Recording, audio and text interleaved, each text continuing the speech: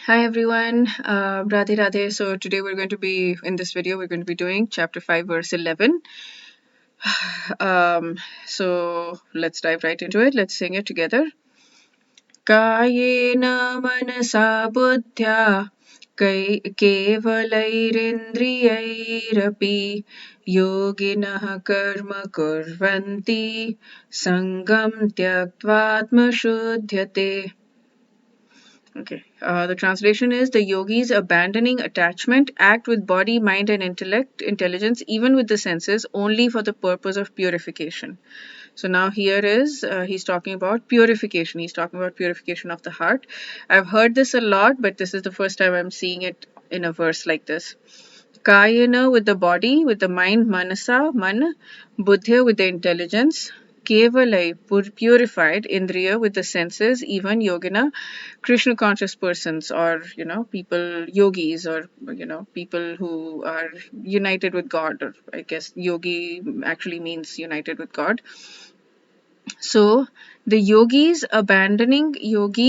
the yoginaha act, you have to read the whole thing. So karma actions kurvanti, they perform, those yogis perform actions with the intelligence, with the mind, with the body, even with the senses, for the purpose of purification. Sangam, attachment, giving up, giving up, so giving up attachment of the self, atma, shuddhiye, for the purpose of purification. Okay, so the yogis do actions, karma, with the body, with the mind, with the intelligence, even with the senses, um, to purify themselves. They're purified with that, and they perform kurvanti sangam without attachment, giving up attachment of the self for the purpose of purification. Okay. A person acting in Krishna consciousness with his body, mind, intelligence, and words is a liberated person even within the material world, though he may be engaged in so-called many material activities. So the Karma Yogi will do material activities. It's so important that you do it. In fact, he spoke that in the previous verses. But he is doing it all for Krishna. And he himself belongs to Krishna. The body belongs to Krishna. Everything belongs to Krishna. The body, mind, intelligence, word, life, wealth, whatever he has is belongs to Krishna, and he's doing it for Krishna. And he does not have false ego, thinking that I am the body, I am the enjoyer, I am whatever. That is Krishna consciousness.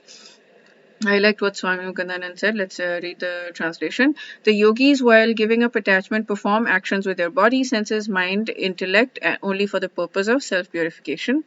Okay, so I like what he said here, in that God has everything. God doesn't need. What can we possibly give to God, right? What can we possibly do for God or give to God that he already doesn't have?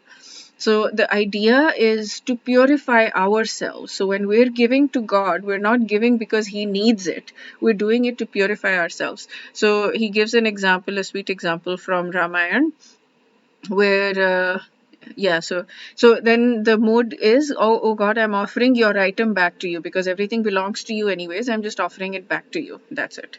So instead of saying that I'm offering you something that you need or something, I'm just offering it back to you. It is all yours. It is all yours.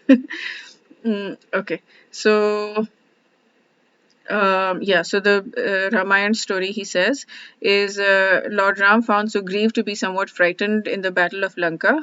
And he said, if I, the Supreme Lord, merely bend the little finger, all the demons in the world would die. So then Sugriv asked, if that's the case, why are you collecting this army? And the Lord said, it's to give you the opportunity to engage in devotional service for your own purification. I don't need help annihilating these demons. So the only permanent asset is the purity that we achieve, right? That is the only thing that goes with us to the next life. All these material things get left behind, obviously. So our success and failure of life is determined by the extent to which we manage to achieve purity of the heart. So therefore, the yogis welcome adverse circumstances. Now, this is ISKCON also. People keep saying that whenever negative things happen, that's a good thing, because it helps to purify you. It helps you to turn to Krishna. It helps you to build your Krishna consciousness at a deeper level. So he's also saying the same thing. Elevated yogis welcome adverse circumstances because they're opportunities for purifying the heart. Okay. Yeah, so that's it for this verse. We will do chapter 5, verse 12 in the next video. Wish you all a very beautiful day. Radhe Radhe. Day filled with spiritual growth, I mean, sorry.